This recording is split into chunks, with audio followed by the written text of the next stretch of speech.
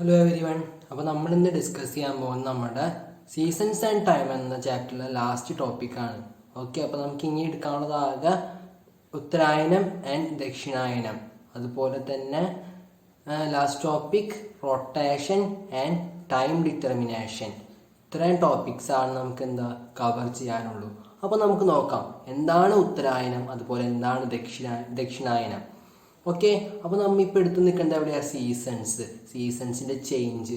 എന്തുകൊണ്ടാണ് seasons change ആവുന്നത്? നമ്മൾ പറഞ്ഞു the apparent movement of sun. Apparent movement of sun എന്ന് പറഞ്ഞാൽ സൂര്യൻ്റെ അയനം, സൂര്യൻ ചലിക്കുന്നതായി തോന്നുന്നത് കൊണ്ടാണ് അല്ലേ. സൂര്യൻ്റെ സഞ്ചാര പാതയാണ് ഈ സീസൺസിന് ചേഞ്ച് വരുത്താൻ സഹായിക്കുന്നത്. അപ്പോൾ ആ ഒരു ചേഞ്ച് വരുത്തുന്നത് നമ്മൾ പറഞ്ഞു സൂര്യൻ്റെ അപ്പാരന്റ് മൂവ്മെന്റ് കാരണമാണ്, സൂര്യൻ്റെ അയനം. അപ്പോൾ ആ ഒരു മൂവ്മെന്റിനെ, ആ സഞ്ചാരത്തെയാണ് നമ്മൾ വിളിക്കുന്നത്? ഉത്തരായനമെന്നും ദക്ഷിണായനമെന്നും വിളിക്കുന്നത്. അപ്പോൾ നമുക്കറിയാം, ഞാൻ കഴിഞ്ഞ ക്ലാസ്സിൽ പറഞ്ഞു, നമ്മളുടെ ട്രോപ്പിക് ഓഫ് ക്യാൻസറിനും 23 ഡിഗ്രി നോർത്തിലുള്ള ട്രോപ്പിക് ഓഫ് ക്യാൻസറിനും 23 ഡിഗ്രി ആൻഡ് ഓഫ് സൗത്തിലുള്ള ട്രോപ്പിക് ഓഫ് കാപ്രിക്കോണിനും ഇടയിലാണ് നമ്മളുടെ അപ്പാരന്റ് മൂവ്മെന്റ് ഓഫ് സൺ നടക്കുന്നത്. അതായത് ഇക്വേറ്റർ സെന്ററിലാണ്, ഇക്വേറ്റർ 0 ഡിഗ്രി, ഇക്വേറ്ററിന് തൊട്ട് മുകളിൽ 23.5 ഡിഗ്രി നോർത്തിൽ ട്രോപ്പിക് ഓഫ് ക്യാൻസറും, ഇക്വേറ്ററിന് താഴെ 23.5 ഡിഗ്രി സൗത്തിൽ ട്രോപ്പിക് ഓഫ് കാപ്രിക്കോണും ആണുള്ളത് അല്ലേ. അതിന് മുകളിലാണ് പിന്നുള്ളത് അതായത് അത് കഴിഞ്ഞിട്ടാണ് 66.5 ഡിഗ്രി നോർത്തിൽ ആർട്ടിക് സർക്കിളും 66 ഡിഗ്രി സൗത്തിൽ അന്റാർട്ടിക് സർക്കിളും ഉള്ളത്. അത് കഴിഞ്ഞ് പിന്നീട് ഏറ്റവും ടിപ്പിലും ഏറ്റവും ബോട്ടം ടിപ്പിലും 90 ഡിഗ്രി നോർത്തും 90 ഡിഗ്രി സൗത്തും അല്ല. 90 ഡിഗ്രി നോർത്തിനെയാണ് നമ്മൾ നോർത്ത് പോൾ എന്ന് വിളിക്കുന്നത്, 90 ഡിഗ്രി സൗത്തിനെയാണ് സൗത്ത് പോൾ എന്ന് വിളിക്കുന്നത്. ഈ രണ്ട് പോൾസിനെ കണക്ട് ചെയ്തിട്ടാണ് നമ്മുടെ ഇമാജിനറി ആക്സിസ് അച്ചുതണ്ട് പാസ് ചെയ്യുന്നത്. ഇത്രയും ക്ലിയർ ആയല്ലോ. ഇതാണ് നമ്മുടെ ഭൂമിയുടെ ലോഞ്ചിറ്റ്യൂഡിലായിട്ടുള്ള നമ്മുടെ ഓർബിറ്റൽ പ്ലെയിനിൽ കൂടെ പോകുന്ന ലോഞ്ചിറ്റ്യൂഡ്സ്. അപ്പോൾ ഇത്ര ഇതിൽ ഇമ്പോർട്ടൻ്റ് ആയിട്ടുള്ള ലോഞ്ചിറ്റ്യൂഡ്സ് ആണ് നമ്മൾ പഠിച്ചത്. Okay, north pole, arctic circle, അതുപോലെ antarctic circle, tropic of cancer, tropic of capricorn, equator. Clear അല്ലേ? South pole. ഓക്കെ, അപ്പോൾ അവർ ഡിഗ്രികളും നമ്മൾ പഠിച്ചു. ഇനി ഇതിൻ്റെ ഇടയിൽ നമ്മൾ പറഞ്ഞു ഈ ട്രോപ്പിക് ഓഫ് ക്യാൻസറിനും ട്രോപ്പിക് ഓഫ് കാപ്രിക്കോണും ഇടയിലുള്ള ആ പോർഷനെ, ആ ഭൂമിയുടെ ആ ഒരു മധ്യഭാഗത്തെ നമ്മൾ വിളിക്കുന്നതാണ് tropic zone. Okay, tropical zone അഥവാ ട്രോപ്പിക് സോൺ. അതിന് പുറത്തുള്ള ഭാഗം ട്രോപ്പിക് ഓഫ് ക്യാൻസറിന് മുകളിലേക്കും ട്രോപ്പിക് ഓഫ് കാപ്രിന് അടിയിലേക്കുമുള്ള ബാക്കി ഭാഗത്തെ നമ്മൾ വിളിക്കുന്നതാണ് ടെമ്പറേറ്റ് സോൺ. അപ്പൊ ഈ ട്രോപ്പിക് സോണിൽ മാത്രമാണ് അപ്പാരന്റ് മൂവ്മെന്റ് ഓഫ് സൺ നടക്കുന്നത്. നമ്മ പറഞ്ഞു അല്ലെ, സൂര്യൻ ട്രോപ്പിക് ഓഫ് ഇക്വേറ്ററിൽ നിന്ന് മുകളിലേക്ക് പോയി ട്രോപ്പിക് ഓഫ് ക്യാൻസറിൽ എത്തുന്നു, പിന്നീട് അവിടെ നിന്ന് വീണ്ടും ഇക്വേറ്ററിലേക്ക് വരുന്നു, പിന്നീട് വീണ്ടും ട്രോപ്പിക് ഓഫ് കാപ്രിക്കോണിലേക്ക് പോകുന്നു, പിന്നെയും കണ്ടിന്യൂ ചെയ്യുന്നു. അപ്പോൾ ഒരു വർഷത്തിൽ 2 വട്ടം ഇക്വേറ്ററിലും വരും, ഓരോ വട്ടം ട്രോപ്പിക് ഓഫ് ക്യാൻസറിലും ട്രോപ്പിക് ഓഫ് കാപ്രിക്കോണിലും വരും. അതിനെയാണ് നമ്മൾ 3 ഡേയ്സ് ആയിട്ട് പഠിച്ചത്: ഇക്വിനോക്സസ്, സമ്മർ സോൾസ്റ്റേസ്, വിന്റർ സോൾസ്റ്റേസ് അല്ലേ. അപ്പോൾ സമ്മർ സോൾസ്റ്റേസ് എന്നായിരുന്നു? സമ്മർ സോൾസ്റ്റേസ് എന്ന് പറഞ്ഞു കഴിഞ്ഞാൽ സൂര്യൻ ട്രോപ്പിക് ഓഫ് ക്യാൻസറിന് മുകളിൽ വരുന്നതും, വിന്റർ സോൾസ്റ്റേസ് എന്ന് പറഞ്ഞാൽ സൂര്യൻ ട്രോപ്പിക് ഓഫ് കാപ്രിക്കോണിന് മുകളിൽ വരുന്നതായിരുന്നു. അപ്പൊ ഇവരെ റിലേറ്റ് ചെയ്തിട്ടാണ് നമ്മളുടെ ഉത്തരായനവും ദക്ഷിണായനവും നമുക്ക് പഠിക്കാനുള്ളത്. അപ്പോൾ വിന്റർ സോൾസ്റ്റേസ് എന്ന് പറഞ്ഞാൽ ഡിസംബർ 22, ഡിസംബർ 22 സൂര്യൻ ട്രോപ്പിക് ഓഫ് കാപ്രിക്കോണിന് തൊട്ട് മുകളിൽ വരുന്ന ദിവസം. ആ ദിവസം മുതൽ സൂര്യൻ മുകളിലേക്ക് ചലിക്കാൻ തുടങ്ങും. മുകളിലേക്ക് അയനം ചെയ്ത് എവിടെ എത്തും? നമ്മുടെ ഉത്തരായന രേഖ, അതായത് നമ്മളുടെ ട്രോപ്പിക് ഓഫ് ക്യാൻസർ, അതിനെ വിളിക്കുന്നതാണ് ഉത്തരായന രേഖ. നോർത്തിലുള്ള ഉത്തരായന രേഖയിലേക്ക് എത്തും, ഇക്വേറ്ററിനെ പാസ് ചെയ്ത്. ആ ദിവസത്തെയാണ് നമ്മൾ വിളിക്കുന്നത് സമ്മർ സോൾസ്റ്റേസ് അഥവാ ജൂൺ 21. ഓക്കെ, അപ്പോൾ ഈ വിന്റർ സോൾസ്റ്റേസിനെ ഫോളോ ചെയ്ത, അതായത് വിന്റർ സോൾസ്റ്റേസ് കഴിഞ്ഞ് സൂര്യൻ അയനം തുടങ്ങി, അപ്പാരന്റ് മൂവ്മെന്റ് തുടങ്ങി. അപ്പൊ എന്താണ് ഉത്തരായനം എന്ന് ചോദിച്ചു കഴിഞ്ഞാൽ ഡെഫിനിഷൻ എങ്ങനെയോ, following the winter solstice the sun sets its northward apparent movement. അതായത് നോർത്ത്വേർഡ് ദിശയിലേക്ക്, നോർത്തിലേക്കുള്ള apparent movement of sun from tropic of capricorn tropic of capricorn എന്ന് പറഞ്ഞാൽ 23.5 degree south to it culminates on tropic of cancer 23.5 degree north, അതായത് 23.5 degree നോർത്തിലേക്ക് എത്തുന്നത്. അപ്പോൾ December 22 ആരംഭിച്ച് ഈ അപ്പാരന്റ് മൂവ്മെന്റ് ചെന്നെത്തി നിൽക്കുന്നത് എപ്പോഴാണ്? ജൂൺ 21. അപ്പോൾ ആ ഒരു കാലയളവിനെയാണ് ഉത്തരായനം എന്ന്, ആ ഒരു സൂര്യന്റെ ചലനത്തെയാണ്, സഞ്ചാരത്തെയാണ് അല്ലെങ്കിൽ അയനത്തെയാണ് എന്ത് വിളിക്കുന്നത്? ഉത്തരായനം എന്ന് വിളിക്കുന്നത്. അപ്പോൾ ദക്ഷിണായനം എന്തായിരിക്കും? നേരെ തിരിച്ച് ഓപ്പോസിറ്റ്. ജൂൺ 21 ഉത്തരായനം കഴിഞ്ഞ്, അതായത് ഉത്തരായനം കഴിയാന്ന് പറഞ്ഞാൽ, ഉത്തരായനം എന്ന് പറഞ്ഞാൽ എന്നാ, നമ്മുടെ അവസാനം സമ്മർ സോൾസ്റ്റേസിൽ വന്ന് നിൽക്കുമ്പോഴാണ് ഉത്തരായനം ആവുന്നത്. ആ സമ്മർ സോൾസ്റ്റേസിനെ ഫോളോ ചെയ്ത്, following summer solstice tropic of ക്യാൻസറിൽ നിന്ന് തിരിച്ച് താഴേക്ക് ട്രോപ്പിക് ഓഫ് കാപ്രിക്കോണിലേക്ക് ഉള്ള സൂര്യൻ്റെ അപ്പാരന്റ് മൂവ്മെന്റിനെയാണ്, ട്രോപ്പിക് ഓഫ് കാപ്രിക്കോണിലേക്കുള്ള മൂവ്മെന്റിനെയാണ് എന്ത് വിളിക്കുന്നത്? ദക്ഷിണായനം എന്ന് വിളിക്കുന്നത്. അപ്പോൾ എന്തായിരിക്കും എന്ന് ആലോചിച്ച് നോക്കിയേ. ട്രോപ്പിക് ഓഫ് ക്യാൻസറിൽ നിന്ന് തിരിച്ച് ട്രോപ്പിക് ഓഫ് കാപ്രിക്കോണിലേക്ക് വരുന്നു. ജൂൺ 21 തുടങ്ങുന്ന ആ മൂവ്മെന്റ് അവസാനിക്കുന്നത് ഡിസംബർ 22 ആയിരിക്കും. ക്ലിയർ അല്ലേ? അപ്പം അങ്ങനെ ആ 2 മൂവ്മെന്റുകളാണ് എന്ത്? ഉത്തരായനവും ദക്ഷിണായനവും. പിന്നെ നമ്മൾക്ക് അതിൽ പ്രധാനമായിട്ട് പഠിക്കാനുള്ള വേറൊരു കാര്യം എന്ന് പറഞ്ഞാൽ, ഉത്തരായനത്തിന്റെ ഭാഗമായിട്ട് എന്തുണ്ടായിരിക്കും? ഉത്തരായനം എന്ന് പറഞ്ഞു കഴിഞ്ഞാൽ നോർത്ത് വേഡിലേക്ക് സൂര്യൻ പോവുക. അപ്പം അതിൻ്റെ ഭാഗമായി നോർത്തേൺ ഹെമിസ്ഫിയറിൽ പകലിൻ്റെ ദൈർഘ്യം കൂടി വരും. Duration off day increases in northern hemisphere and duration off day decreases in southern hemisphere. സ്വാഭാവികമായിട്ട് സൂര്യൻ മുകളിലേക്ക് പോകുകയാണല്ലോ. അപ്പോൾ സദേൺ ഹെമിസ്ഫിയറിൽ സൂര്യൻ്റെ പ്രകാശം കുറഞ്ഞു വരുന്നതുകൊണ്ട് ഡേ സദേൺ ഹെമിസ്ഫിയറിൽ കുറയും. ഇനി തിരിച്ച് ദക്ഷിണായനത്തിലേക്ക് ആകുമ്പോൾ, ദക്ഷിണായനം നടക്കുന്ന സമയത്ത് എന്തുണ്ടാകും? സദേൺ ഹെമിസ്ഫിയറിലേക്ക് സൂര്യൻ വരാണ്. അപ്പോൾ സദേൺ ഹെമിസ്ഫിയറിലുള്ള ഡേയുടെ ഡ്യൂറേഷൻ ഇൻക്രീസ് ചെയ്യും, നോർത്തേൺ ഹെമിസ്ഫിയറിലുള്ള ഡേയുടെ ഡ്യൂറേഷൻ കുറയും. ഓക്കെ, അപ്പോൾ രാത്രിയുടെ കാര്യം ഞാൻ വേറെ പറഞ്ഞില്ല. നൈറ്റ് എന്തായിരിക്കും? ഇതിന് നേരെ ഓപ്പോസിറ്റ് ആയിരിക്കും. അത് വെച്ച് നിങ്ങൾ കാൽക്കുലേറ്റ് ചെയ്താൽ മതി.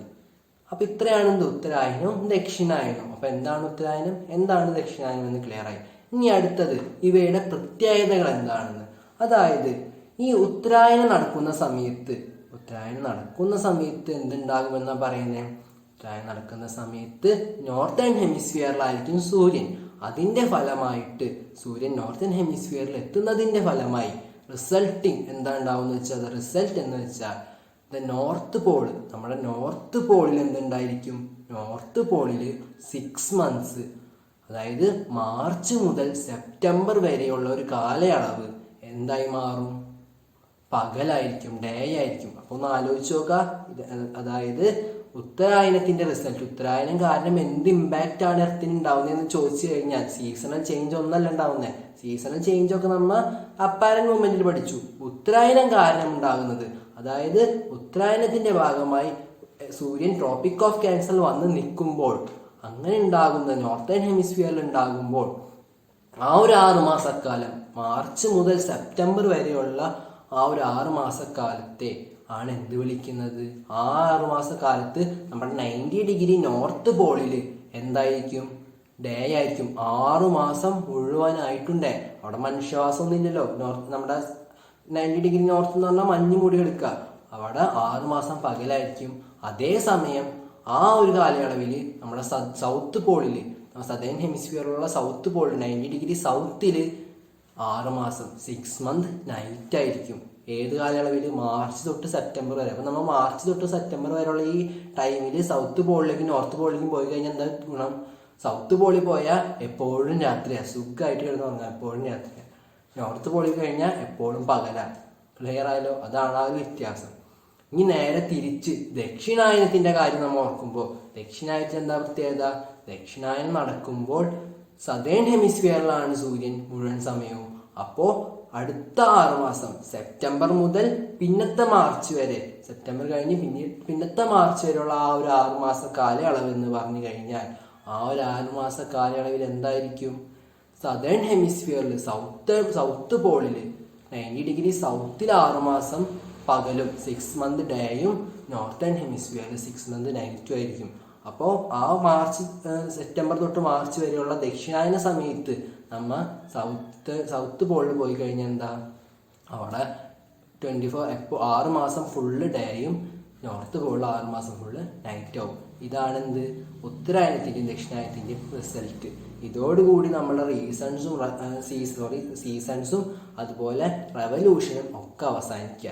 അടുത്ത ടോപ്പിക്കാണെങ്കിൽ നമ്മൾ എടുക്കാൻ പോകുന്നത് ഏത്? Rotation and time calculation, estimation of time. എങ്ങനെയാണ് നമ്മൾ ടൈം കാൽക്കുലേറ്റ് ചെയ്യുന്നത്, എങ്ങനെയാണ് ഡേ ആൻഡ് നൈറ്റ് മാറുന്നത്, ഓക്കെ, അതൊക്കെയാണെങ്കിൽ റൊട്ടേഷനിൽ പഠിക്കാൻ പോകുന്നത്. അപ്പം അതിനു മുമ്പ് നമുക്ക് റൊട്ടേഷൻ എന്താണെന്ന് പഠിക്കണം. എന്താണ് റൊട്ടേഷൻ? ഭൂമി അതിൻ്റെ സ്വന്തം ആക്സിസിൽ, its own axis earth rotates from west to east is known as rotation. അതായത് ഭൂമി സ്വന്തം പരിക്രമണ വേളയിൽ, അതായത് സ്വയം ഭൂമി തിരിയുന്നതിന്, അതായത് earth rotates from west to east is known as rotation. അപ്പോൾ നമുക്കറിയാം അവിടെ കുറച്ച് കാര്യം പറയാനുണ്ട്. അതായത് എന്താ? 24 hours.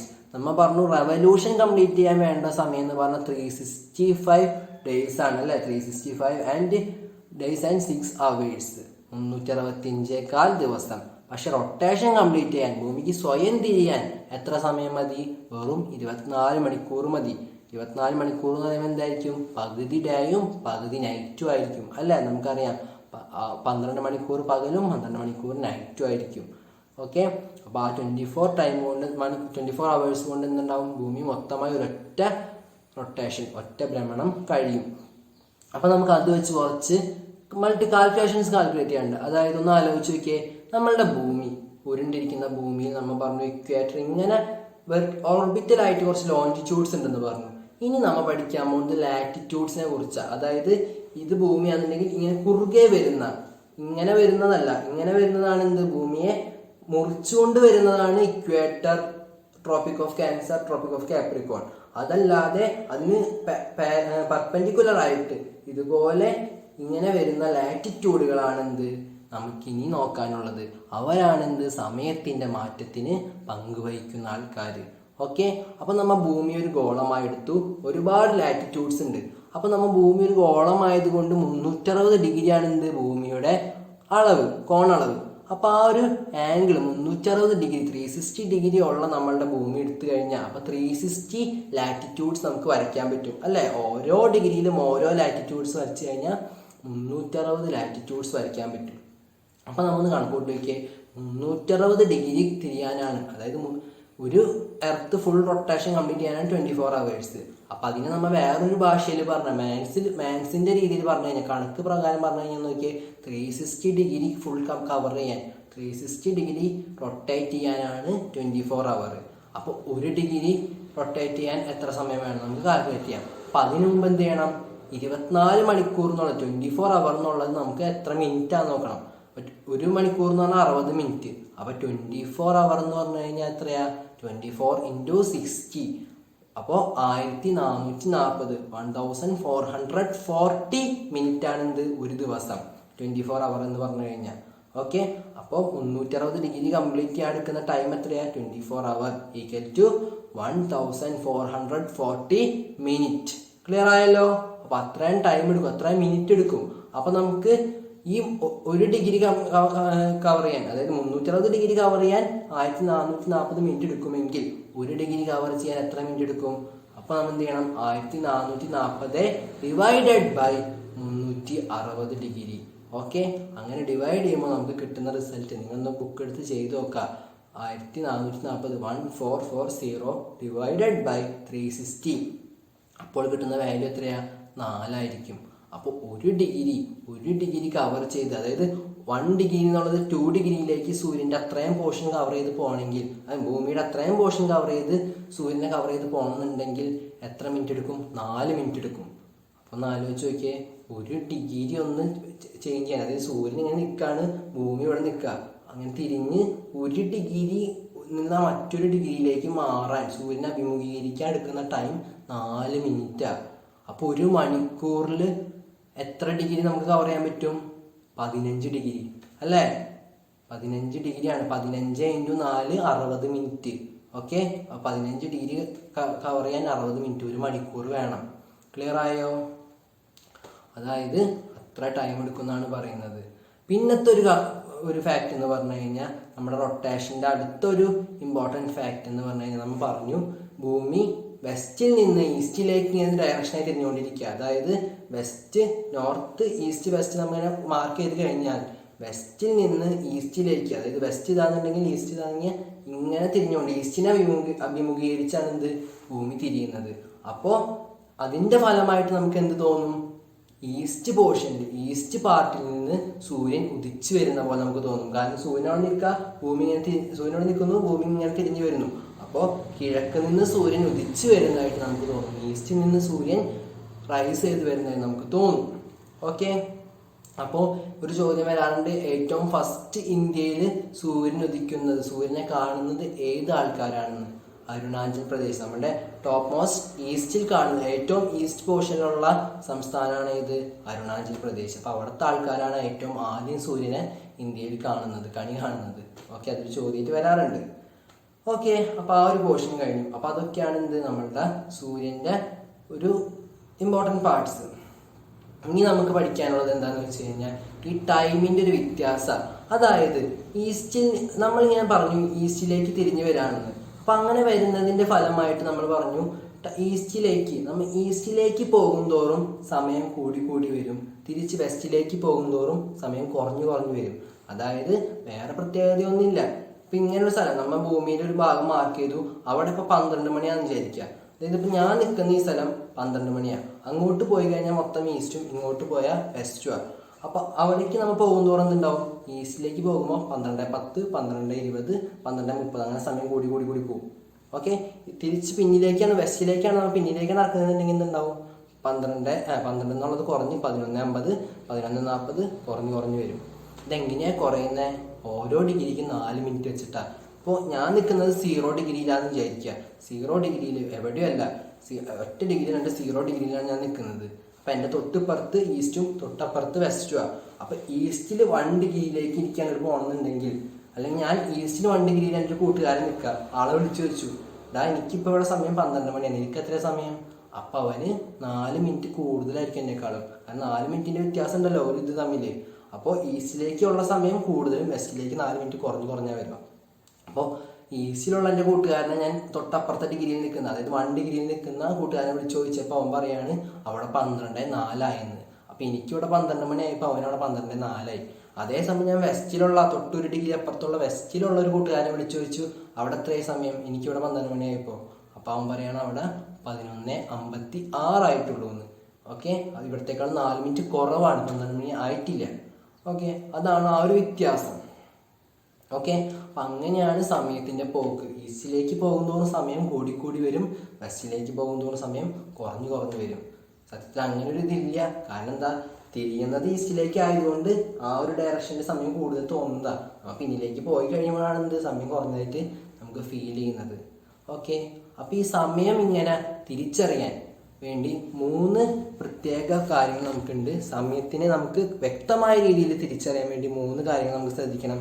ഏതൊക്കെയാ 3 കാര്യങ്ങളാണ് സമയത്തെക്കുറിച്ച് നമുക്ക് വിശദീകരിക്കാൻ വേണ്ടി സഹായിക്കുന്നത്? First local time, second standard time, third Greenwich time. അപ്പോൾ ലോക്കൽ ടൈം എന്ന് പറഞ്ഞു കഴിഞ്ഞാൽ എന്താ? when the position of the sun is vertically overhead, നമ്മളുടെ തലയ്ക്ക് തൊട്ട് മുകളിൽ ഉച്ചസ്ഥാനിയിൽ സൂര്യൻ നിൽക്കുമ്പോൾ ഉള്ള സമയം, it is called noon. The time estimated at each place based on the apex position of the sun is termed as the local time. എന്താ, നമ്മൾ തൊട്ട് ഉച്ചയിൽ നിൽക്കുമ്പോൾ അതിനെ 12 മണി എന്ന് വെച്ച് കണക്കൂട്ടും. നമ്മൾ പറയില്ലേ സൂര്യൻ തലയ്ക്ക് മുകളിൽ വന്നാൽ നട്ടുച്ച നേരം 12 മണി എന്ന് പറയും. അങ്ങനെ പണ്ട് കാലം മുതലേ കണക്കൂട്ടിയിരുന്നതിനാണ് നമ്മൾ എന്ത് പ്രാദേശിക സമയം. വേറെ സയൻറ്റിഫിക് ആയിട്ടുള്ള കാര്യങ്ങളൊന്നുമില്ല. വെറുതെ നമ്മൾ മുകളിലേക്ക് നോക്കും, സൂര്യൻ തലയ്ക്ക് മുകളിൽ എത്തിക്കഴിഞ്ഞാൽ അതിൻ്റെ നിഴലിൻ്റെ അടിസ്ഥാനത്തിലൊക്കെ നമ്മൾ പറയും വടി കുത്തി കഴിഞ്ഞാൽ നിഴൽ കാണില്ല, കാരണം തൊട്ട് മുകളിലാണ് സൂര്യൻ നിൽക്കുന്നത്. ആ ഒരു അവസ്ഥേനെയാണ് എന്ത് നൂൺ എന്ന് പറയുന്നത്, നല്ല നട്ടുച്ച സമയം. അതിൻ്റെ അടിസ്ഥാനത്തിൽ സമയം കാൽക്കുലേറ്റ് ചെയ്യുന്നതിനാണ് ലോക്കൽ ടൈം എന്ന് പറയുന്നത്. പക്ഷെ അങ്ങനെ നോക്കിക്കഴിഞ്ഞാൽ എന്താ, ഈ ഓരോ 4 മിനിറ്റിൻ്റെ വ്യത്യാസം ഓരോ സ്ഥലത്തുണ്ട് അല്ലേ. ഇപ്പോൾ ഇന്ത്യ തന്നെ എടുത്തു നോക്കാന്നുണ്ടെങ്കിൽ ഇന്ത്യയിൽ തന്നെ ഇപ്പോൾ കേരളത്തിലും വേറൊരു അരുണാചൽ പ്രദേശിലും നമ്മൾ സമയം നോക്കുമ്പോൾ എന്തുണ്ടാവും, ഒരുപാട് വ്യത്യാസം ഉണ്ടാവും. ഇവിടത്തേക്കാളും ഒരുപാട് വ്യത്യാസം. അവിടെ സമയം പ്രാദേശിക സമയം നോക്കി കഴിഞ്ഞാൽ വ്യത്യാസം ഉണ്ടാവും. കാരണം സൂര്യൻ്റെ പൊസിഷൻ ഇവിടെ അവിടെയും വ്യത്യാസമുണ്ട്. അപ്പം അങ്ങനെ വന്നു കഴിഞ്ഞാൽ എന്തുണ്ടാവും, ഒരു രാജ്യത്ത് തന്നെ പല സമയങ്ങൾ വന്നു കഴിഞ്ഞാൽ, അതായത് ഒന്നിലധികം സമയങ്ങൾ ഫോം ചെയ്ത് കഴിഞ്ഞാൽ അത് തീവണ്ടിയുടെ യാത്ര സമയത്തെ ബാധിക്കും, കേന്ദ്ര പരീക്ഷകൾ നടത്തുന്ന സെൻട്രൽ എക്സാംസ് നടത്താൻ ബുദ്ധിമുട്ടാവും, റേഡിയോ പ്രോഗ്രാംസ് ടെലികാസ്റ്റ് ചെയ്യാൻ ബുദ്ധിമുട്ടാവും, അങ്ങനെ ഒരുപാട് ദോഷങ്ങൾ സംഭവിക്കും. അപ്പം അതിൻ്റെ അടിസ്ഥാനത്തിൽ എന്ത് ചെയ്യുക, ഓരോ രാജ്യക്കാരും ഒരു സ്റ്റാൻഡേർഡ് ടൈം കാൽക്കുലേറ്റ് ചെയ്യും. അപ്പം എങ്ങനെയാണ് സ്റ്റാൻഡേർഡ് ടൈം കാൽക്കുലേറ്റ് ചെയ്യുന്നത്? നമ്മൾ പറഞ്ഞു 0 ഡിഗ്രി തൊട്ട് 360 ഡിഗ്രി വരെ ഓരോ ലാറ്റിറ്റ്യൂഡായിട്ട് നമ്മളിങ്ങനെ ഭൂമിയെ മുറിച്ചിട്ടുണ്ട്. അപ്പോൾ ഇന്ത്യയുടെ സ്ഥാനം നമ്മൾ എടുക്കുകയാണെന്നുണ്ടെങ്കിൽ 68 ഡിഗ്രിക്കും 97 ഡിഗ്രിക്കും ലാറ്റിറ്റ്യൂഡ്സിനും ഇടയിലാണ്. ഓക്കെ, അപ്പോൾ ഇന്ത്യ ഈസ്റ്റിലേക്ക് പോകുന്ന സമയം, ഇന്ത്യ ഈസ്റ്റിലാണ് കേട്ടോ. 0 ഡിഗ്രീനെ വെച്ച് നമ്മൾ നോക്കുമ്പോൾ ഇന്ത്യക്ക് എന്താ എവിടെയാണ്, ഈസ്റ്റ് പോർഷനില്ല, അതായത് വെസ്റ്റിലേക്കല്ല. അപ്പോൾ ഈസ്റ്റിലേക്കാകുമ്പോൾ എന്താ ഗുണം, കൂടിക്കൊണ്ടിരിക്കുക. അപ്പോൾ 0 ഡിഗ്രിയിൽ ഇപ്പോൾ 12 മണിയാണെന്നുണ്ടെങ്കിൽ നമ്മളുടെ അവിടെ അതിനേക്കാളും കൂടുതലായിരിക്കും സമയം. അപ്പം അങ്ങനെ നോക്കുമ്പോൾ 68 ഡിഗ്രിയും 97 ഡിഗ്രിക്കും ഉള്ള രണ്ട് ലൈനുകളുടെ, അതായത് ഒരുപാട് ലൈനുണ്ട്, അതിൽ 68നും 97നും ഇടയിലാണ് ഇന്ത്യ കിടക്കുന്നത്. അപ്പോൾ എത്ര ഉണ്ടെന്ന് നോക്കിയാൽ 29 ഡിഗ്രിയോളം അതിൻ്റെ ഇടയിലുണ്ട്. അപ്പോൾ 29 ലാറ്റിറ്റ്യൂഡ്സ് അതിനെ ക്രോസ് ചെയ്ത് പോകുന്നുണ്ട്. ആലോചിച്ച് നോക്കിയാൽ അപ്പോൾ 29 വ്യത്യസ്ത സമയങ്ങളാകും ഓരോ സ്ഥലങ്ങളിൽ. അപ്പം അങ്ങനെ വന്നു കഴിഞ്ഞാൽ 29 പ്രാദേശിക സമയം ഒരു രാജ്യത്ത് തന്നെ വന്നു കഴിഞ്ഞാൽ എല്ലാ കണക്കും തെറ്റും. അപ്പം അതിൻ്റെ ഒരു കൺഫ്യൂഷൻ വരാതിരിക്കാൻ ഓരോ രാജ്യക്കാരും എന്ത് ചെയ്യും, ഇപ്പം ഇന്ത്യ ഒരു എക്സാമ്പിൾ എടുക്കാന്നുണ്ടെങ്കിൽ ഈ 68നും 97നും ഇടയിൽ ഒരു ആവറേജ് ആയിട്ടുള്ള ഒരു ലാറ്റിറ്റ്യൂഡിനെ സ്റ്റാൻഡേർഡ് ടൈം കാൽക്കുലേറ്റ് ചെയ്യുന്ന ഒരു സ്റ്റാൻഡേർഡ് മെറിഡിയൻ എന്ന പേരിട്ട് വിളിക്കും. ഒരു സ്റ്റാൻഡേർഡ് മെറിഡിയൻ ആയിട്ട് ഒരു ലാറ്റിറ്റ്യൂഡിനെ സെലക്ട് ചെയ്യും. അങ്ങനെ നമ്മൾ സെലക്ട് ചെയ്തിട്ടുള്ള ലാറ്റിറ്റ്യൂഡാണ് 82.5 ഡിഗ്രി ലാറ്റിറ്റ്യൂഡ്. ഇപ്പം 82.5 ഡിഗ്രി ഈസ്റ്റിലുള്ള ലാറ്റിറ്റ്യൂഡാണ് എന്ത്, ഇന്ത്യയുടെ സ്റ്റാൻഡേർഡ് മെറിഡിയൻ എന്ന് പറഞ്ഞു കഴിഞ്ഞാൽ. അപ്പം അതിൻ്റെ അടിസ്ഥാനത്തിലാണ് അതായത് ആ ഒരു 82.5 ഡിഗ്രിയിൽ നിൽക്കുമ്പോൾ എത്രയാണ് പ്രാദേശിക സമയം, സൂര്യൻ ഉച്ചസ്ഥാനിൽ നിൽക്കുന്നത് എത്ര മണിക്കാണ്, അത് നോക്കിയിട്ടാണ് എന്ത് നമ്മൾ ടൈം, ഇന്ത്യ ആകമാനം ടൈം കാൽക്കുലേറ്റ് ചെയ്യുന്നത്.